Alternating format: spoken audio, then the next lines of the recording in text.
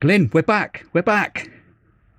It's been Are a we? long time, isn't it? Months is it? 5 months since we last Oh, did blimey. this? Do you know what? I've It forgotten must how be. to do it. Yeah. I Well, don't know what I'm doing.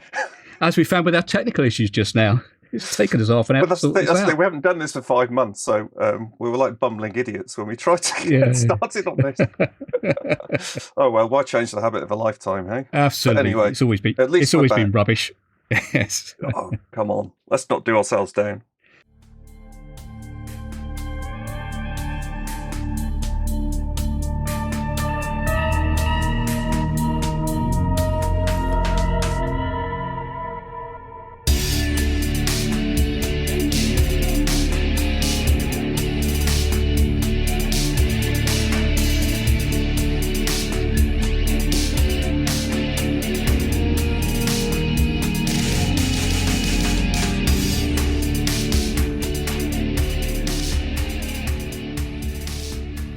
So welcome to another Hidden Wiltshire podcast. The first one in quite a few months, actually, because we've been taking a little bit of a break.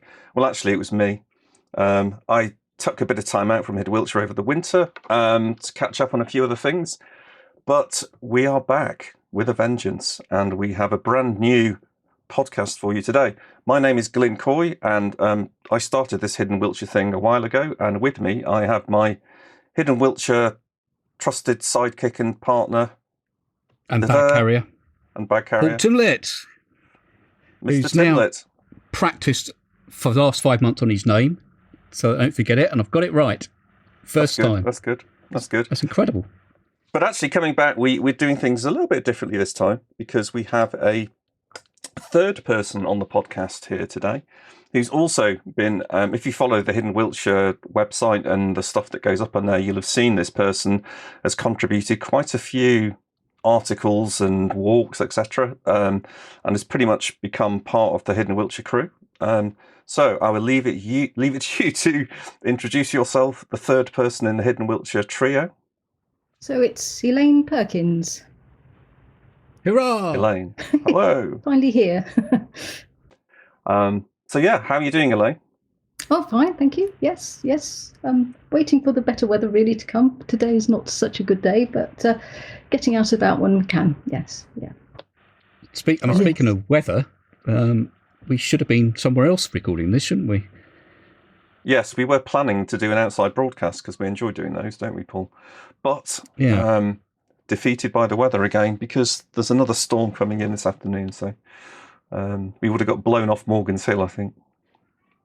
Yes, because that was the plan, to sit on top of Morgan's Hill, just outside Devizes, and to record up there. And people wouldn't have been able to hear a damn thing. So, I mean, I don't know about where you guys are, because we're all sitting in our respective houses recording this. And but where I am, it's blowing an absolute hoolie and pouring with rain.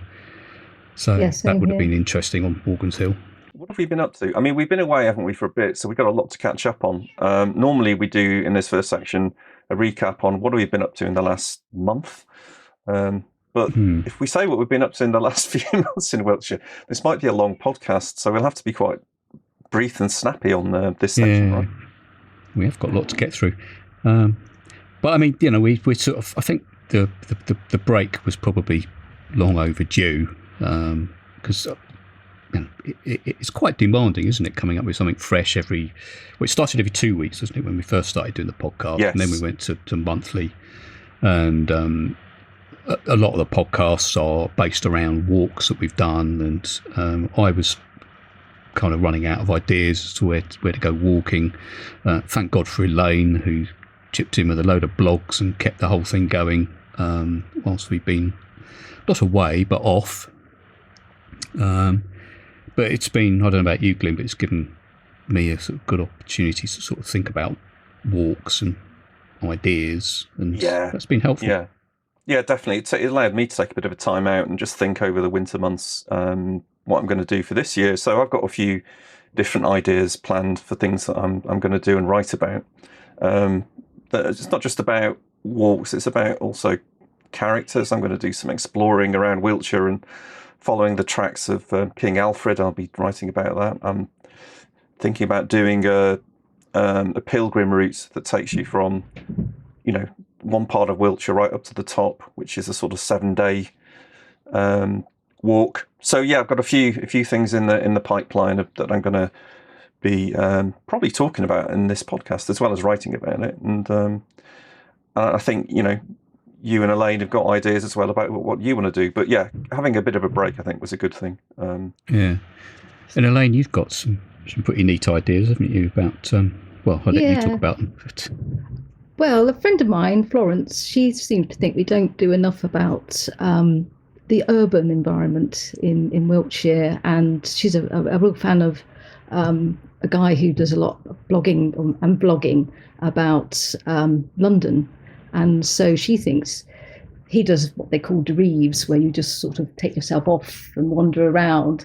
So, I was thinking that maybe with Florence's help, we could probably do a few Devizes around some of the urban areas of Wiltshire. Perhaps, take us off into new directions. Yeah, not Swindon, though. We're not going to Swindon, are we? It's very urban. Paul, you're gonna get those complaints coming in again. We're gonna get those nasty letters from our We've had a few of those, haven't we, over the last few months? But... Yeah. But there's more to Swindon than meets the eye. There's a lot of information currently about the stone circles in Swindon. I've noticed. It was actually one of the members on the Facebook group recently posted about that. So you never know what you're going to find in Swindon. And I think for my part, I'm probably just going to continue with walks, do what I've done before. So I mean, hopefully it'll work quite well with sort of the three of us coming at it from different ways. I was even chatting to Steve Dixon, who does the music for us, and he's suddenly become enthused, a bit like you, Glyn. He's had a hell of a time at work, been really, really busy, hasn't recorded much in the way of new music for us, but this week he's suddenly produced two new pieces, one of which we're going to use a bit later. But he's got some great ideas as well for, I know, Glyn, you and I have talked about doing more video, and he had some great ideas about that. But I will tell you more offline sometime. Yeah, because I keep talking about doing a video and then not doing video. So normally when I talk about things, I like to do them and follow up, but I'm really struggling to find an angle with video because there's so many people on YouTube that do stuff and produce videos about Wiltshire, and they do it really well. So it's like, what can we do that's slightly different? So I'm open to ideas about that.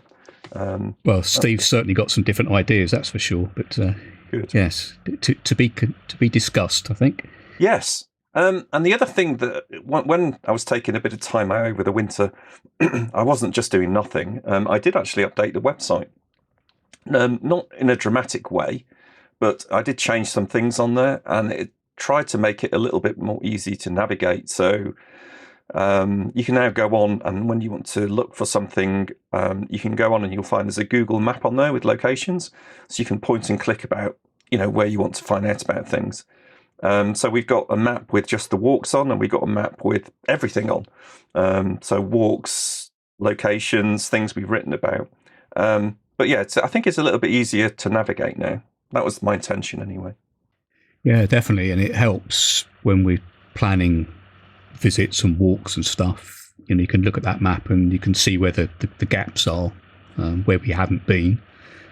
And there are places apart from Swindon. There are parts of the county where we haven't yet been. So that's been really useful. Yeah, we've neglected the north a little bit, I think. So we've got some more exploring to do up there. But yeah, it was good to get that up. It was well received, actually. I put a thing on Twitter about saying we've got this website with over 50 Wiltshire walks on it, and it got a lot of traction and a lot of traffic into the website. So people are really interested in that side of things, which is really good. But should we quickly just do a summary of the different things that we've covered on the website over the last few months since the last podcast?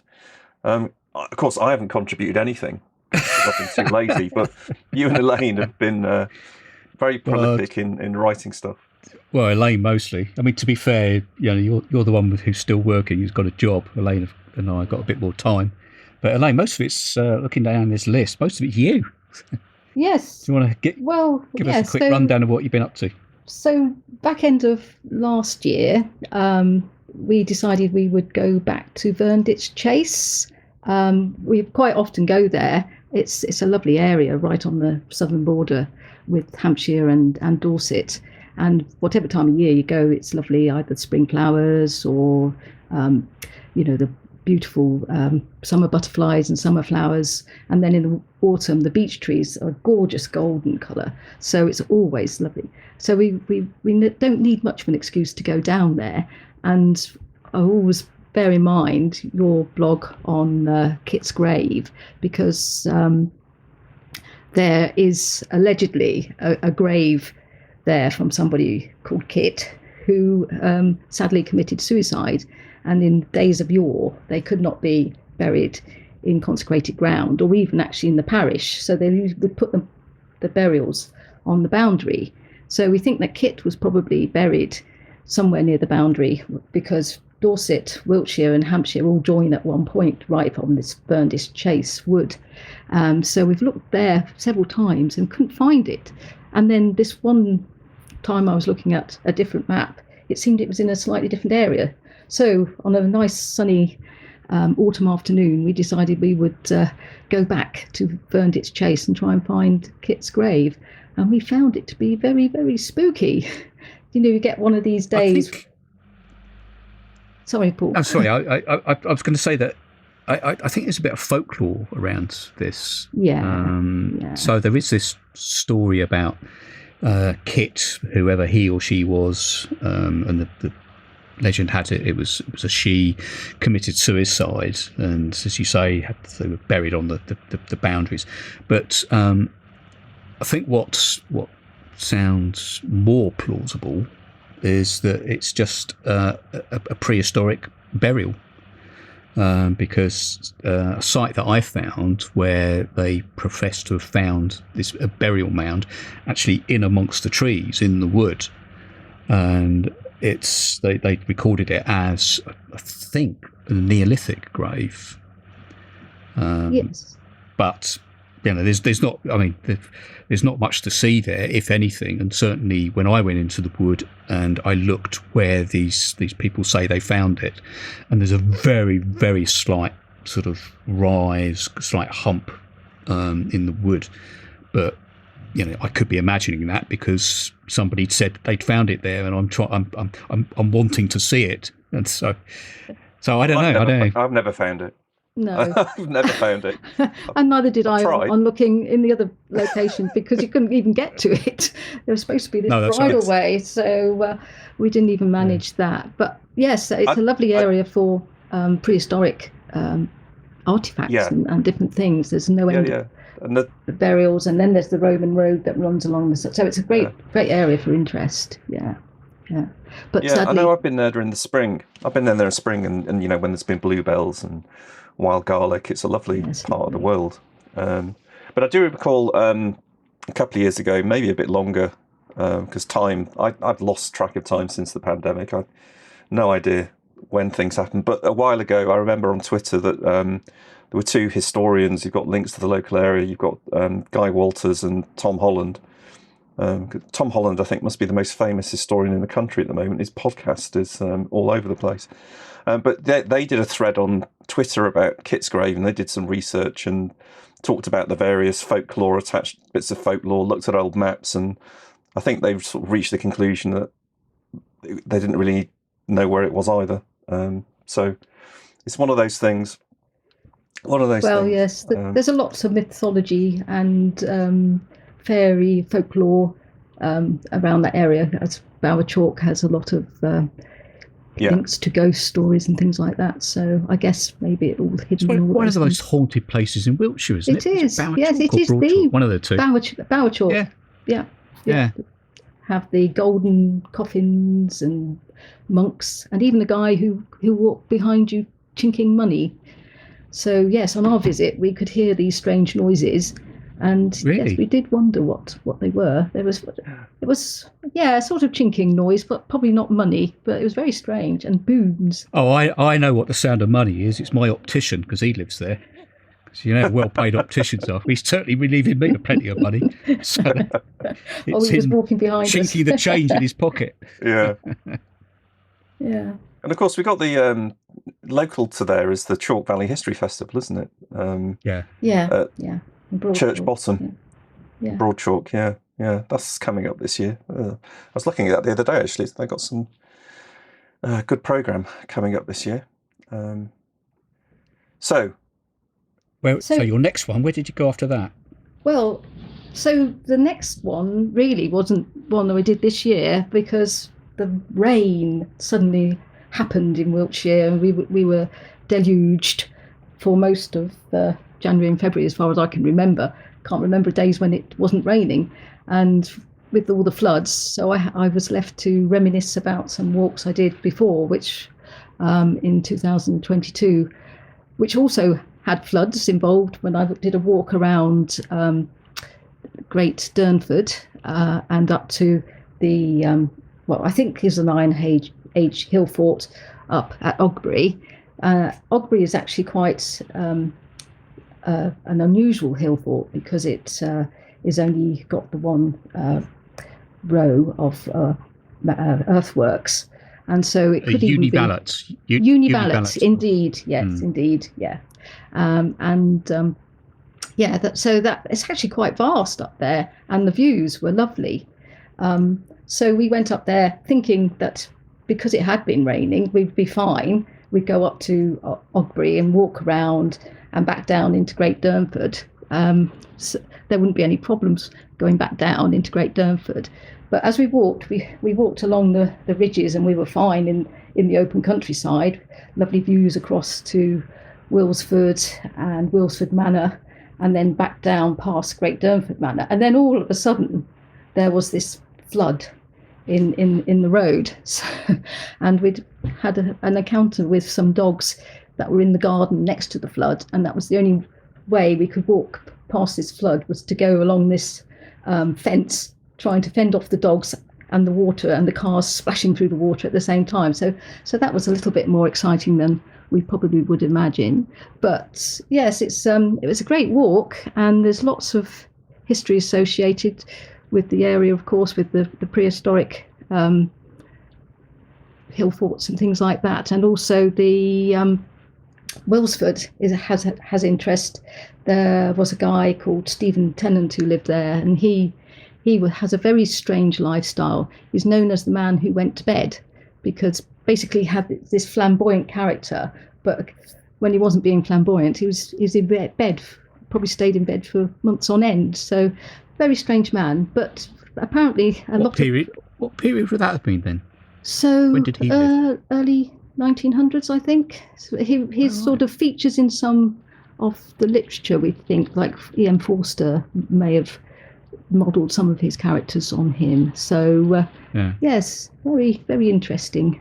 And also Great Durnford Manor has connections with James Smithson, who was part of did the Smithsonian Museum, founded that, and finally, when we looked into the lovely church in Great Durnford, we found this incredibly interesting memorial plate, which showed one of the sort of more richer Wiltshire families of the time and all their children. And also it said how one of the ladies, the lady, was an heiress to a vast fortune, the fortunes of Thomas Tropinall, actually. So anybody who knows him and the Great Charfield Manor and the extensive number of properties he owned, she was one of the joint heiresses. And it turns out she was an heiress because her brother, the actual true heir, if you like, had died in mysterious circumstances. It was put down to an unfortunate event, but we wonder, was it really an unfortunate event, or was there some dastardly deed afoot? So yes, quite an interesting walk. And whilst we were still watching the rain and the wind lash our windows, I was also reminded of Storm Eunice from the year before, when Wiltshire was actually under a red alert for a little while, weather alert, one of the highest it could actually be. And afterwards, we went for a walk around Clarendon Park up from Pitton, and a lovely circular walk. And amazing how much history is there in Clarendon Palace. Even from Saxon times, they were using it, that area for hunting. And then Clarendon, the Norman and Plantagenet kings pretty much used it, probably a bit like Windsor is used by our royal family today.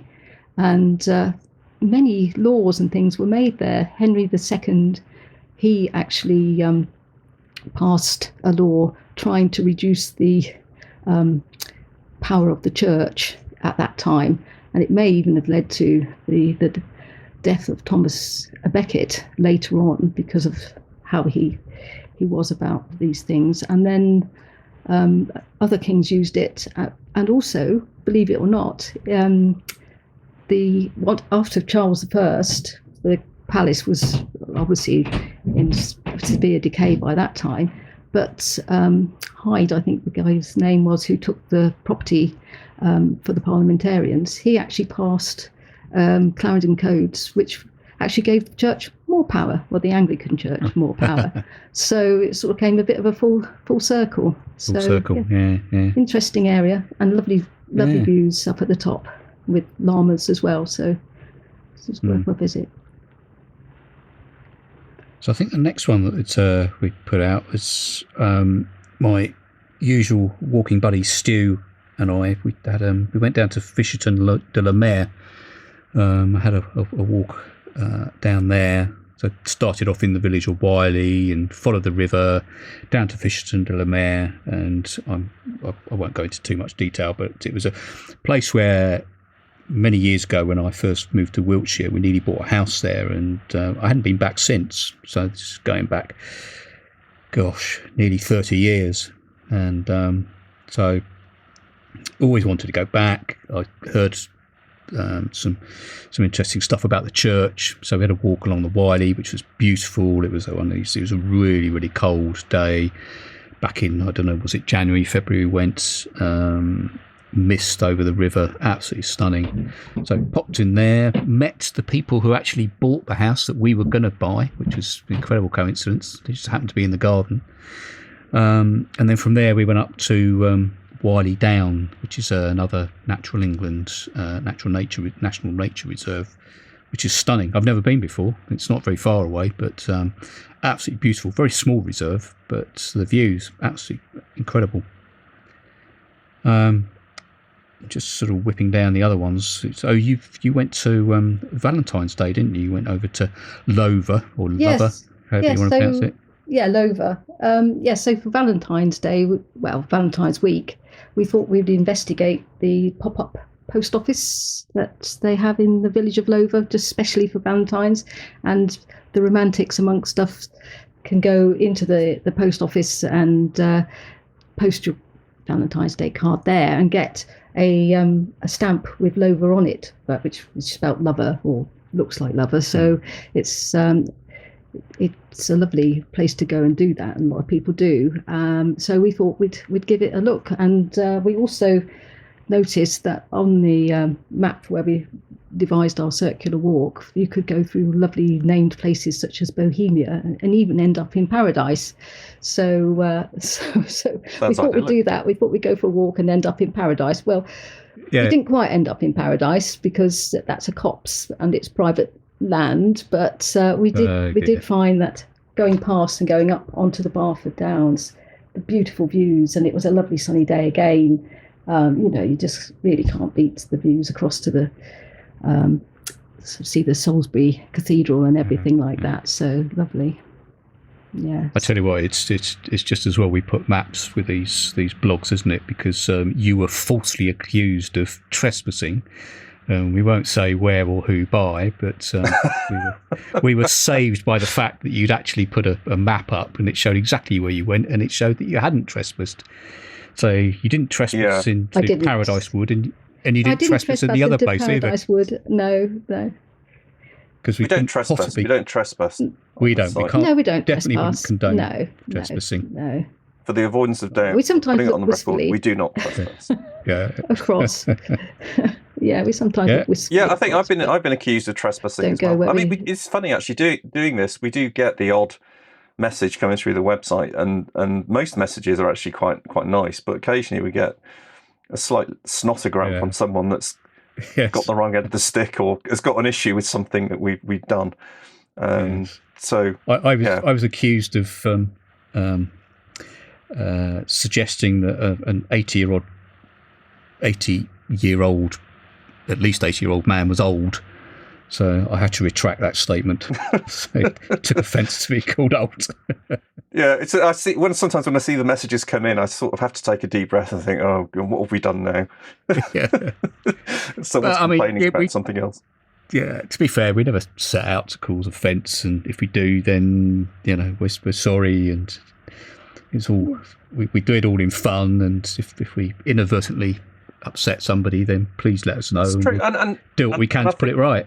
Yeah, and I think the other dilemma that we all have is that we are doing Hidden Wiltshire. We are uncovering parts of Wiltshire that are maybe not so well known. So there's a double-edged sword to that, isn't it?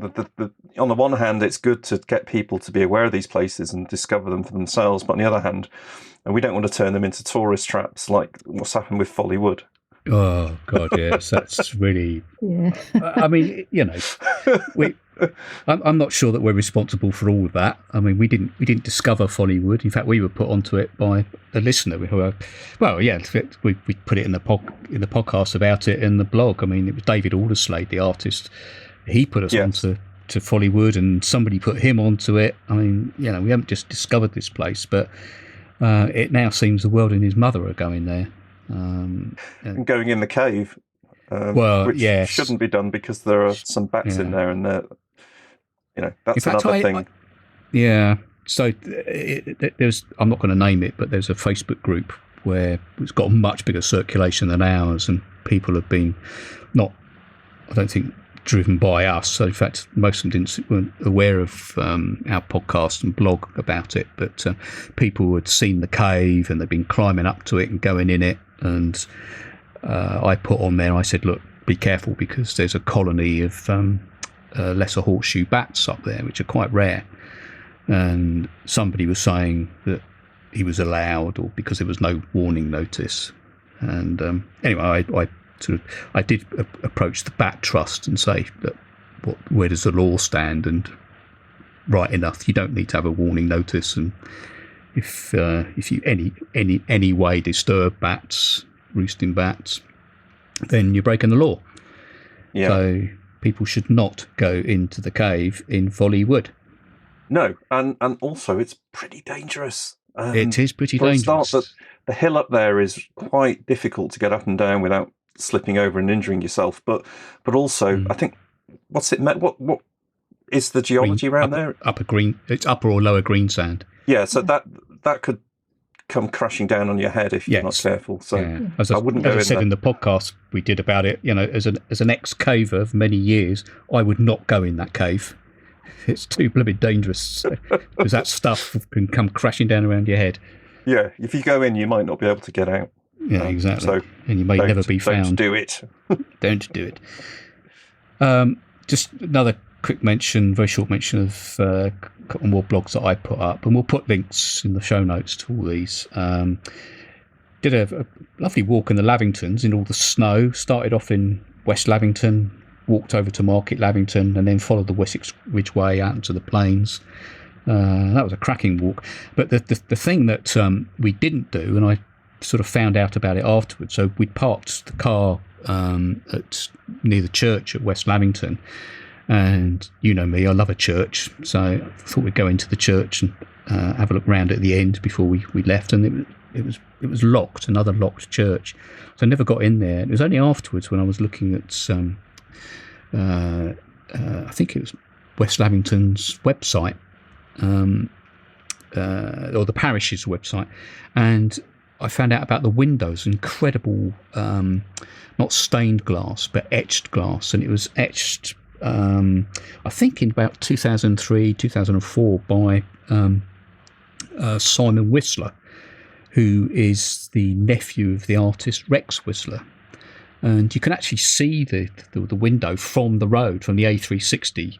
And anybody who's driven between Tilshead and up from Tilshead into West Lavington, or indeed come the other way, you get that horrible twisty bend where it's almost down to one lane, and all the trucks and buses come through there, and everybody gets snarled up, and they all get very angry and blare their horns at each other, and people won't give way and reverse. So if you're sitting in traffic there waiting for everybody to sort themselves out, just look up to the window, to your left or to the right, whichever way you're coming, and you'll see the church window, and you can see the etching there. It's stunning, absolutely stunning piece of engraving. So that's well worth a visit. And the other walk I did was the George Herbert walk. So I was talking about doing urban areas. I did that a few weeks ago, and that's in Salisbury, put sort of Bemerton up the end towards Wilton. And again, it's hardly hidden, but there was some little bits and pieces that I found that I didn't know about. So that was good fun. Does that bring us up to speed with what I think it does. Been doing? Yeah. That's all. Yeah. So we've only waffled on for 35 minutes.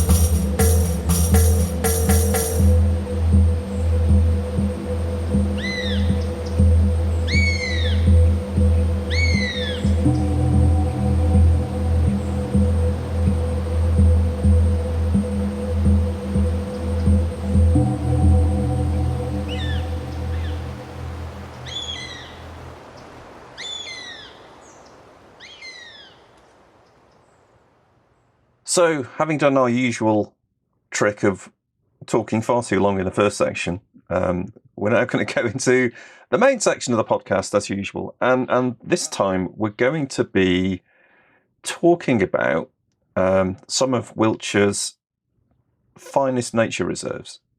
And that's entirely subjective, by the way, because the finest as chosen by us.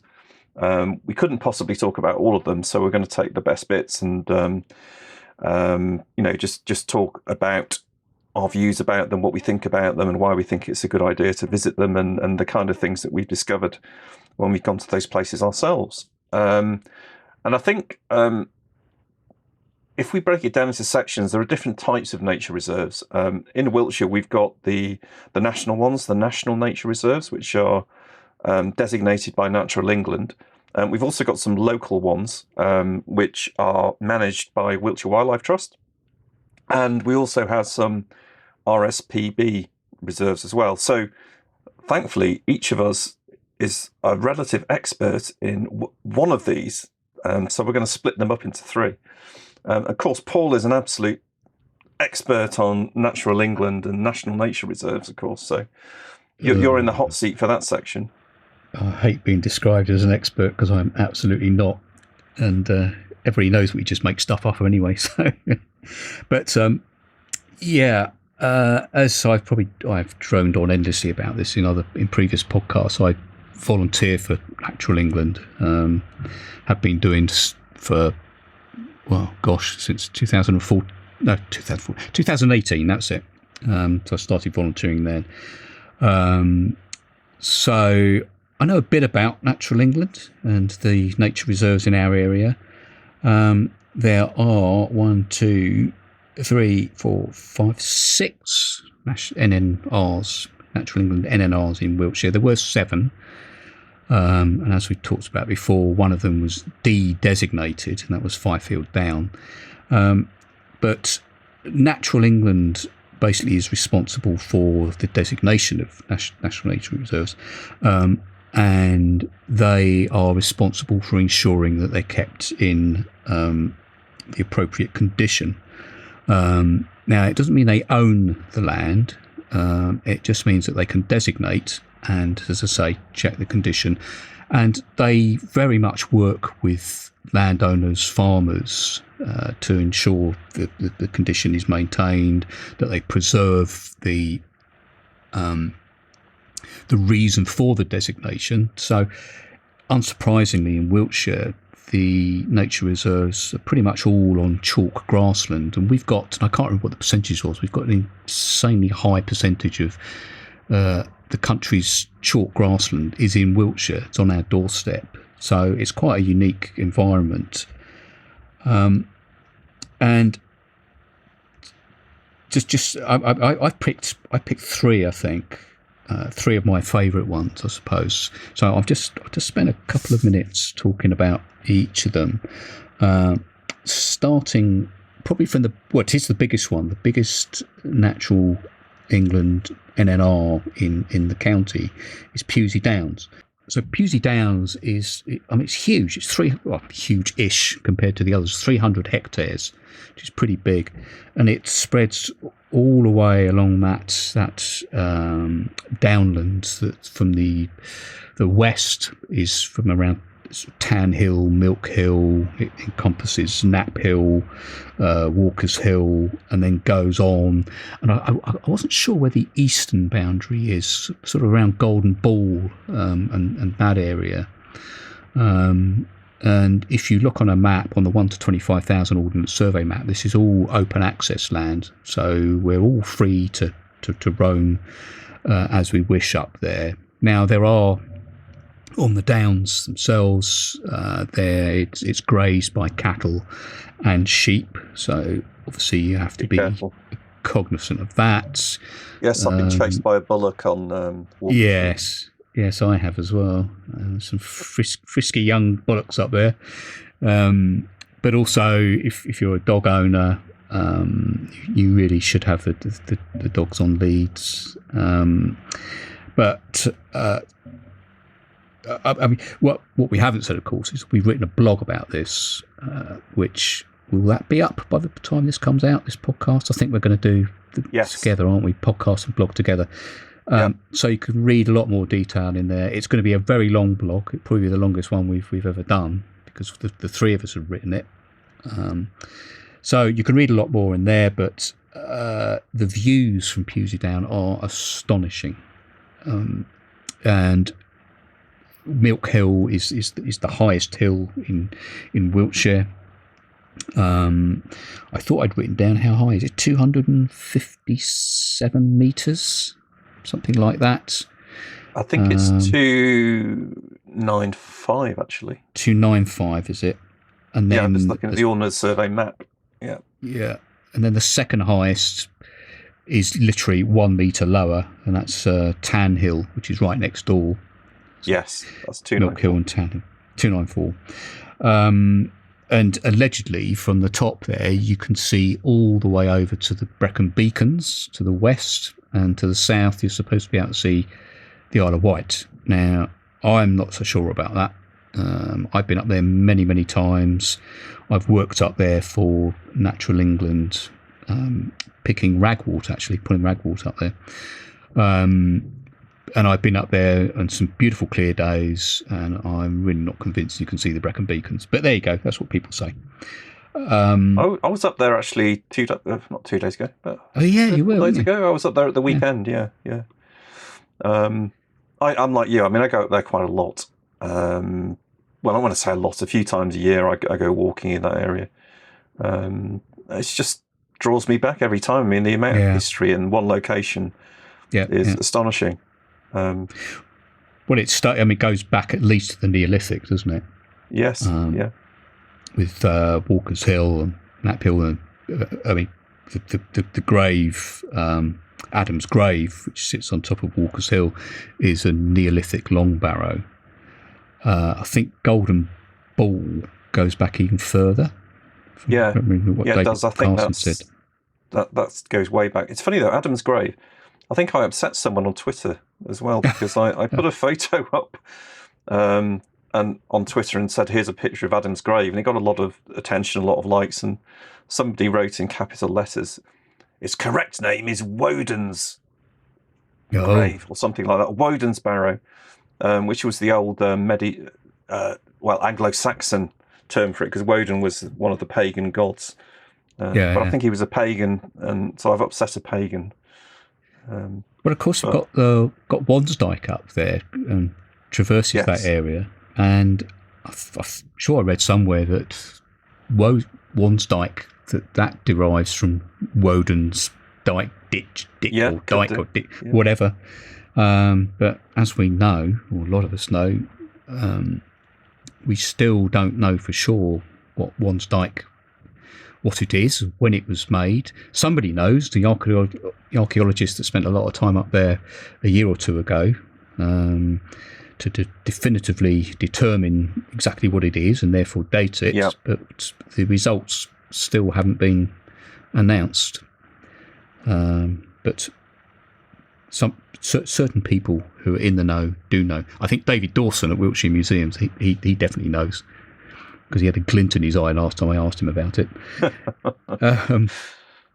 But apart from the history and the views, there's some fantastic nature up there. Some great natures. The wildflowers, loads of different orchids up there, and it's a great place for early gentians, which are very, very rare. As I've said in the blog, despite having a very, very detailed grid reference down to 8 figures, so it should pinpoint me exactly as to where they were, and I still couldn't see them. They're so difficult to see, and we're getting to about that time now when early gentians should be visible, sort of back end of April into May. They are beautiful little flowers, but they're tiny, and I'm going to speak more about them in a minute. But the orchids, marsh fritillary, butterflies up there. It's a really remarkable place. So on the subject of gentians, probably my next favourite nature reserve is, or national nature reserve, is Prescombe Down, which a lot of people don't know about it. And in fact, I didn't know about it, even though I'd started working for or volunteering for Natural England. I didn't know that Prescombe Down was one of the ones that became within our ambit, and I've worked up there a few times. It's tucked right down in the southwest of the county, just outside Ebbsbourne Wake. So if you're going to do a walk and you go by car, probably the best place to park is Ebbsbourne Wake. Not that parking's very easy there, and walk up to it from there. But it's just it's like a little lost world. There's bottoms everywhere.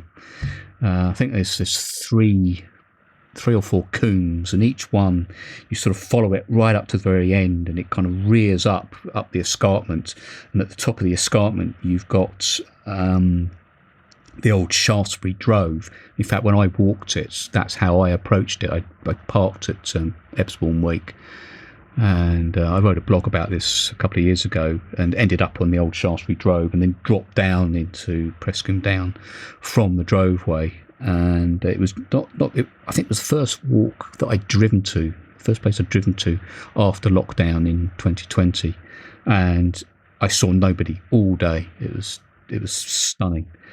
The only downside to Prescombe Down, it's quite small. There's a very active shoot there, so it's owned by or some local farmers. It's a very, very active shoot, so quite often, even though it's open access, you'll find that you're not able to get up to some of the combes because there'll be a shoot going on.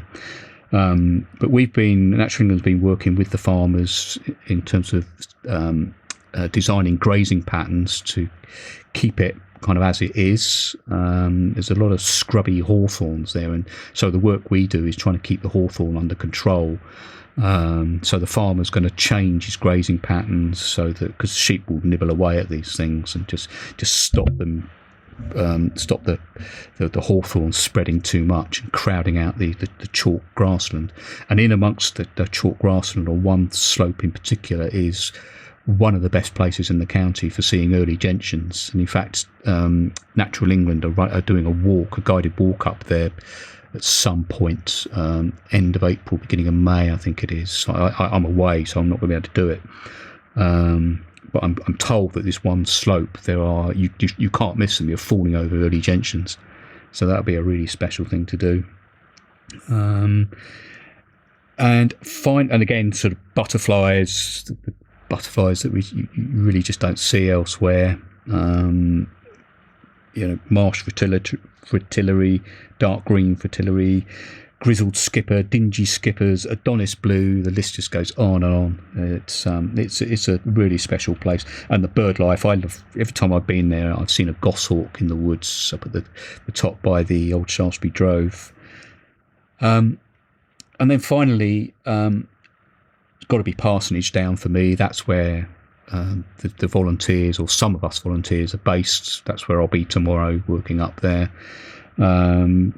It's a reasonable size reserve, 188 hectares. It's quite unique in that it's chalk downland, chalk grassland. Most of it, or a good portion, has never been, or certainly hasn't been ploughed for hundreds of years. So it's not often you find a place in Wiltshire that hasn't been under the plough at some point. So it's a bit of an alien world. There are thousands of anthills. There's these little humps, and you'll see in the blog I've put a photograph up there of these. They've got a herd of the oldest registered herd of English longhorn cattle in the country there, and I've posted a picture of the longhorn grazing amongst the anthills. It's just the most extraordinary place, and even though it's, I don't know, within half a mile of the A303, you very rarely see anybody up there, mainly because the access is pretty difficult. It's quite a long hike to get into there's basically one way in and one out and out again. There's no other way in, and that's up by Yarnbury Castle. There's a pedestrian access gate there.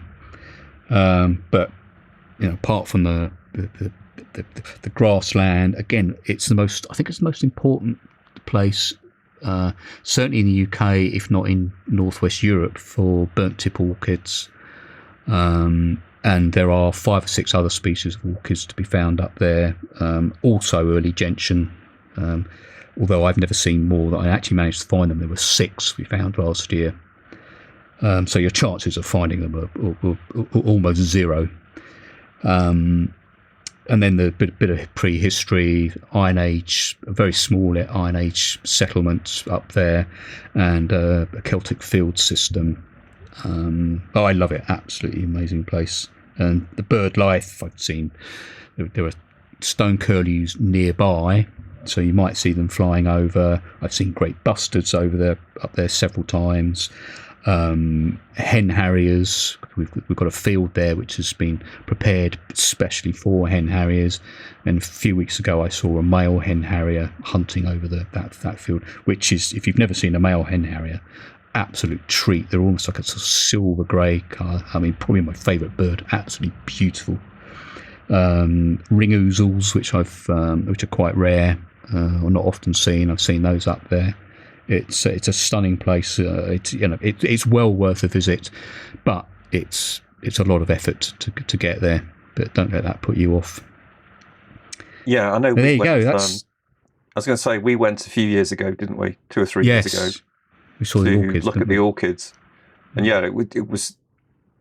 I walked with you from Shrewton, and it was about an hour's walk to get there. Yeah, and from Shrewton up to that top gate, it's an hour and a quarter. Yeah, but it was worth it. We spent a good few hours there, and I've seen other photographers have gone over that way because it is renowned as a place to see wild orchids at the right time of year. So, and even though it's quite near it's not too far from the A350, you don't really notice the traffic at all when you're 303 down at the bottom there. So the A303. Yeah. Well, in the blog, I mentioned the dew pond that we've restored up there, and I quite often just go up there and sit, and you can see the traffic on the A303, but unless the wind is blowing from that direction, you can barely hear it. And then, as you say, down in the valley, there's a bottom. We call it the gallops. And down there, which is like in a deep cleft, you can't hear the road from there. Can't hear anything. Just hear the wildlife. Anyway, that's me. That's your section done. So I'll go into my section now, which is Wiltshire Wildlife Trust. So I've done stuff with Wiltshire Wildlife Trust over the last few years in terms of doing the odd bits and pieces of photography, drone footage, etc. So I've been to quite a lot of their reserves. There's over 40 across the county, and some of them are quite interesting because they're not just places of wildlife necessarily, and some of them have got an industrial history, so it's reclaimed land. So I think it's Penwood over near Carlton has been planted with 10,000 trees and is very rural and pretty, and will become a nice wooded area in the years to come. But it used to be a landfill site. And I think Langford Lakes, which is their sort of flagship, one of their flagship sites, used to be a quarry for gravel. And that's what created some of the pits, which are now lakes, basically. And you get a lot of wild birds stopping off there. So it's a great place for bird watching. But I think in terms of my favourite, I think one of the places I keep going back to, and I go there every year, time and again, is Morgan's Hill, which is, I guess it's not too far from Calne in terms of the nearest town, but it's just south of Calstone. It's where we should have been today. That's where we were planning to be today. So we were going to describe the vista that you get from the top there, which is beautiful. And yeah, like a lot of wildlife places, just as we talked about the national nature reserves, Morgan's Hill is a haven for, wildflowers, butterflies. I think it's got all of the UK's native conifer species are growing on the hill, and it's got a lot of history as well. But I think it's a great place to walk up on a summer's evening and watch the sunset. You can park down. There's a car park called Small Grain Car Park down at the bottom, which you can park in and then walk up the hill from there.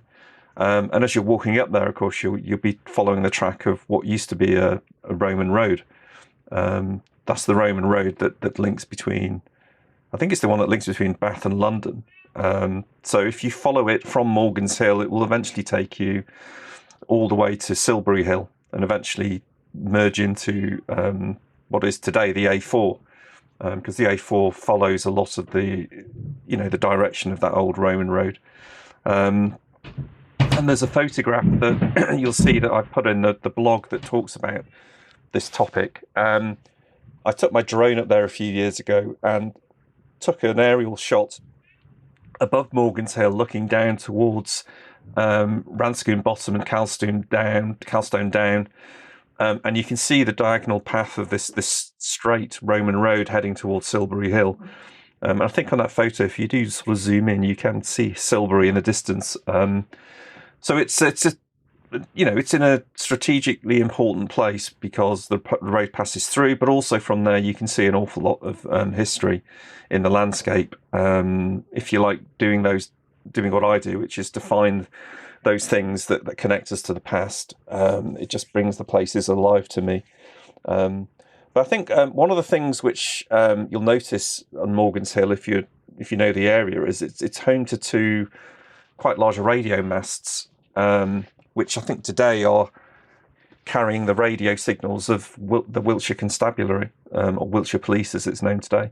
But I think there used to be in the past historically a wireless Marconi station from many, many years ago. That's right. And I think they tracked they tracked Zeppelins, didn't they, from there? It's part of in the First World War. Yeah. And you can still find some of the old concrete from that up there if you know where to look. But I mean, the hill itself is, if you stray outside of the boundaries of the Wiltshire Wildlife Trust Reserve, you can follow the paths out of there in many different directions. Not just the Roman road. You've got the Wansdyke, which we've already mentioned in relation to the Pewsey Downs. That snakes through the southern edge of the reserve and right over the top of Morgan's Hill before heading off to the Pewsey Downs. You've got the curiously sinister copse known as Furze Knoll. Again, locals will know about it, but that place is creepy as hell. Wasn't that the first outside location recording we did? Was that the first one? I don't know. I don't know if it was the first. We did go up there one evening, yeah. Scared the bejesus out of me. I know. I think at the end of that recording, I just remember you saying, "Right, let's get the hell out of here now." It's atmospheric anyway. Go up and have a look at as the sun's coming down, and you might get a sense of that dark atmosphere. If I could point to a place that is probably haunted, I'd point to that one. But yeah, you've got Furze Knoll. You've got in the landscape around you, as you glance across to Calstone Down that way, and Cheryl Down, you'll be able to make out the shape of an Iron Age hill fort, which is Oldbury Camp, which was just to the right of the monument, the Lansdowne Monument, which is the needle-like obelisk, which is over on that side of the hill, which you can see that from miles around. And we're still waiting for the National Trust to repair it because it's been surrounded in scaffolding for about 10 years. You can see the Iron Age hill fort there. I think on the south as well, if you look over towards Roundway Hill, that in that direction, you'll see the sort of, there's like a flat plateau, which would have been the site of the Battle of Roundway Down in the English Civil War. We've covered that in a previous podcast as well, but that's got an interesting history, and so it's one of these places you can go and sit, see the sunset. You can look in every different direction and find something else of interest. You can almost plot human history from the Neolithic right through to the modern day in the landscape. So it's quiet as well when you go up there, and just to contemplate the fact that even though it's quiet today and it's protected because it's a nature reserve, it's got that connection to human history right back to the early days of the post Ice Age period. So I love it. I go up there a lot.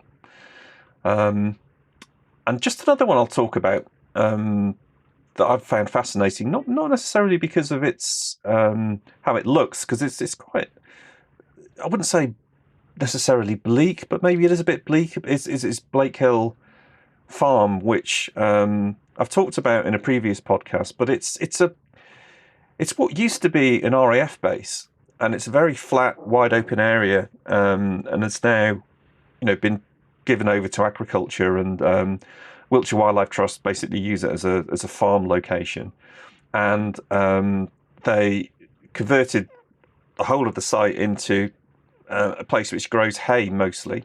So I think they mow it twice a year, and obviously that becomes a product which then they can sell. But it's a fairly big site. It's easy to get lost in and quiet and find some peace and quiet because it's so big.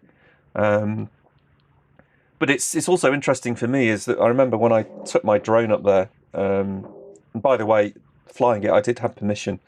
You shouldn't fly drones on nature reserves without permission, just to put that out there.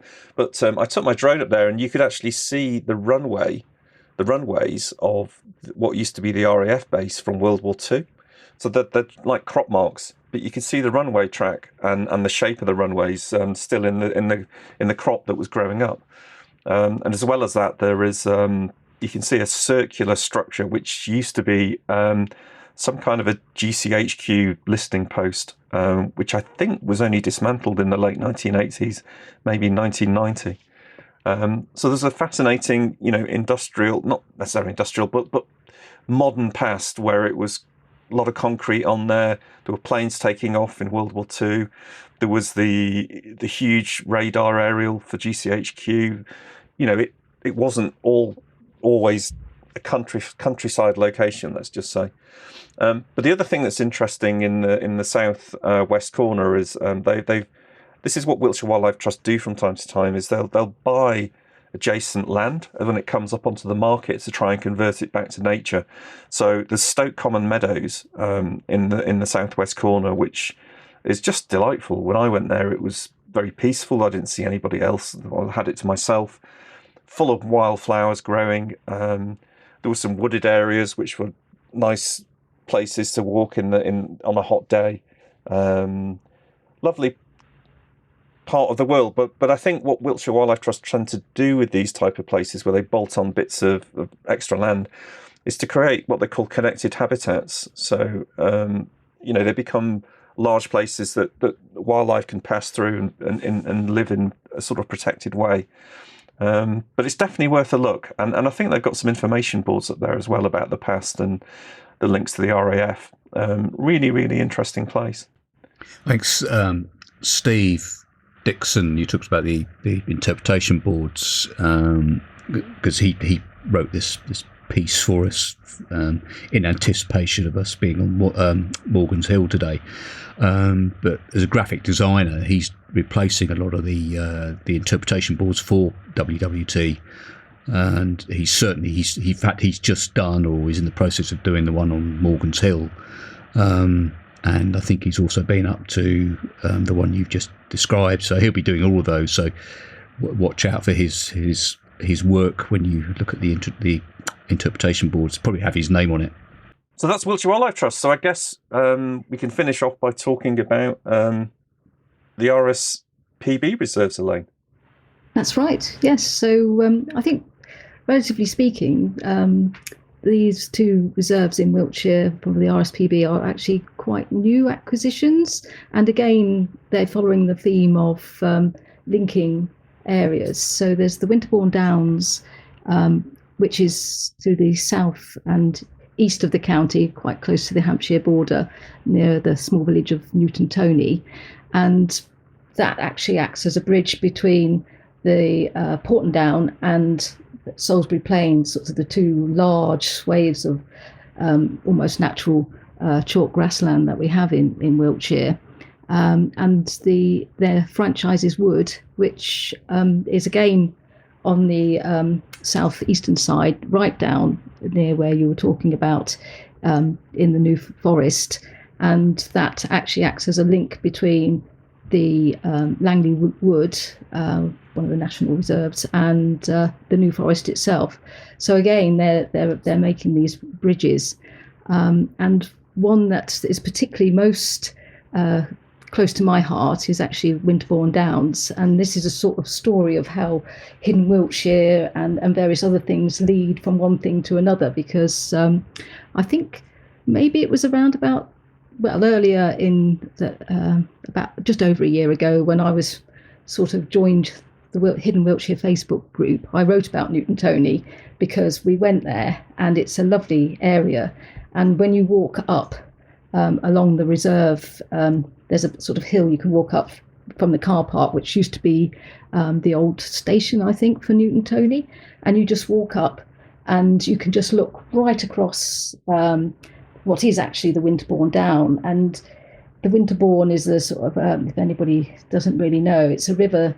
It's the River Bourne, but it doesn't flow all year. It's what they call a Winterbourne. So half the year it should flow, and the other half you just see the dry riverbed. But as you look across, you can see how this river has carved its way through the natural landscape.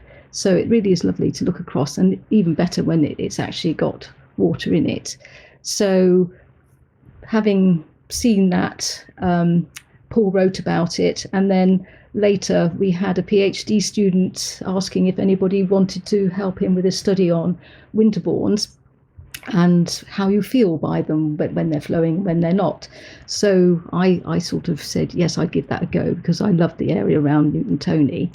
And so one thing leads to another. So I met up with the warden and the site manager of the Winterbourne Downs Reserve, and lo and behold, I've started volunteering there. So it's sort of a lovely little story. But if you go to the Winterbourne Downs, you will see these lovely vistas, and you'll see a lovely chalk. They're making these chalk banks actually to help, I think, mostly butterflies, but the insect life, and vary the flora and fauna in the area. And it's amazing how white these banks look, even after quite a while after being made. And it really makes you think about what it would have looked like when they were building the early Iron Age hill forts with their chalk banks and the tumuli, and probably why ancient man was particularly attracted to this area where they could make these brilliantly white banks that stayed white for quite some time. So that sort of is fascinating. But of course, also these chalk grasslands are home to lots of different birds, including lapwings and corn buntings. I've heard corn buntings, I haven't actually seen any since I've been on the reserve, but and also stone curlews, which I hadn't actually seen until recently. So a recent walk for the river study, I actually came across a couple of people who were looking through a scoping telescope, and I asked what they were looking at, and they said they were seeing some stone curlews. And yes, lo and behold, I've managed to see two. So I've finally made it. I've finally seen them. So it's lovely. And as you walk around, you get to see a lot of the ancient landscape. There's loads of hill forts in the area. I think you can see about at least two, perhaps even three, because there's Figsbury Rings, there's Danebury and Crawley Hill, which basically they're in Hampshire, but it's wherever you go, you feel that ancient man is probably looking down on you with benevolence, hopefully, and it's such a lovely area. And Newton Tone is a lovely village too. So yes, well worth a visit. And the volunteering is lovely. There's a lovely group of people that you volunteer with, and Warden Nikki does bring along some cakes, which is also very good for boosting us when we've done a bit of hard work.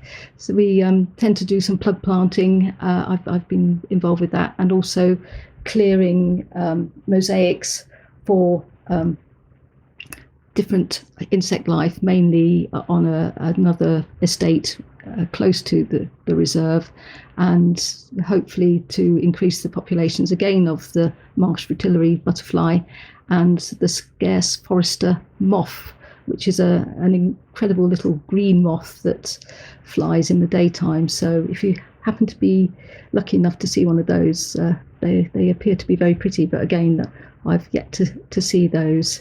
So yes, definitely one to go and see. And Franchises Wood, the other RSPB reserve that has been fairly recently acquired by the RSPB, I think 2018. That, as I said, sits between Langley Wood and the rest of the New Forest. And you can't really go there very far. There's just a circular walk around the woods, but that's a beautiful area again. And it's planted with fir trees to one side, and there's a medieval wood to the other side, which is, I think, the main interesting area, because it hasn't really been overly planted with other things for a long time, and there is quite an important population of lichens there, I think. So, and you get a lot of different bird species in the area, including hawfinches, which again would be lovely to see, firecrests and wood warblers. So, and a walk around there. We took a walk there in autumn, and we were so amazed at the number of different species of fungi that we found just on this short walk we did. There were boletes, amanitas, puffballs, silver tufts, an amazing amount, all in this one space. I think actually even saw some bluets, but I can't be too sure about that, and my identification isn't 100%, but certainly I did think there were some that you probably should leave well alone anyway. So yeah, amazing locations, both of them. Yeah, lovely places to visit. Of course, Franchises Wood is, as you said, is very close to Langley Wood, which is one of the Natural England NNRs, so one of the 6 reserves they have in Wiltshire, and I think they've got their own band of volunteers who are based down there. Who I only know one of them. We very, very rarely see them, so they keep themselves lurking in those woods. But isn't that down by the New Forest? These locations. But it is Wiltshire. It's just in Wiltshire. Yeah, just. Yeah, I think they're still sort of getting it up and running. So we parked in, I think it's Tower Hill Car Park, which is right next to the wood, but that's actually where we parked was in Hampshire. So you go across the road and you're back in Wiltshire. So, and it sort of all ties in with that southern part. So you can walk all the way up to Lover and back down and round. So, you can stay in Wiltshire if you want to. Yeah. Fantastic. Just one last thing to say on this. We talked about volunteering. Elaine, you do some volunteering. Paul, you do some. I do some for Wiltshire Wildlife Trust as well. I do livestock spotting over at Dunscombe Bottom. But there are volunteering opportunities out there for these nature reserves. So if you had some spare time and wanted to, get closer to nature, there are opportunities to explore, and I'd recommend it. So I guess we're at the point now where we should wrap up. Hey, Paul. Yeah. Just a couple of housekeeping things. I think we've talked a bit about sort of future plans. I think the idea is to have some more interviews. We've got at least one person lined up, I think, who we shan't say who it is, but we have an interview lined up. Elaine mentioned Devizes, but books. We've still got some of the second book left. Have you got any? Yes, we have. One? Yeah. Right. I think I've got one or two of the first one and a few copies of the second one left. So if you're interested, you can go to our website, hiddenwiltshire.com, and there is an online shop there where you can buy a Hidden Wiltshire book, which contains lots of nice pictures and write-ups of many of these places that we've talked about on these podcasts and written about on the website. And on the website, you will also find, we'll be doing some show notes from this podcast with links to all sorts of things. I've been trying to keep a list as we've gone along here, but some of the old podcasts and blogs, I'll put those up there, and anything else I can think of that might be useful. We've mentioned him a couple of times, but thanks again to Steve Dixon, and glad that he's at least seeing the light at the end of the tunnel for a pretty hectic period at work. Some more material coming from him, some more music, and some video ideas that we're yet to find out about. The next episode, well, we don't know, do we? We haven't really got a date yet, or a subject. We're not going to be doing sort something out. Yeah, they're not going to be monthly, are they? I think we've decided we're not going to do them monthly. Yeah, we're not going to stick to a schedule. We're going to do these as we go, but I suspect we'll be doing, every few weeks we'll get one of these out over the summer period. So if you subscribe to the podcast, you'll get them pushed to your phone or device or whatever you use to listen, and that way you can see when we get a new one out. And obviously we'll be announcing any new ones that come out on social media. So yeah. Great. I think that's a wrap.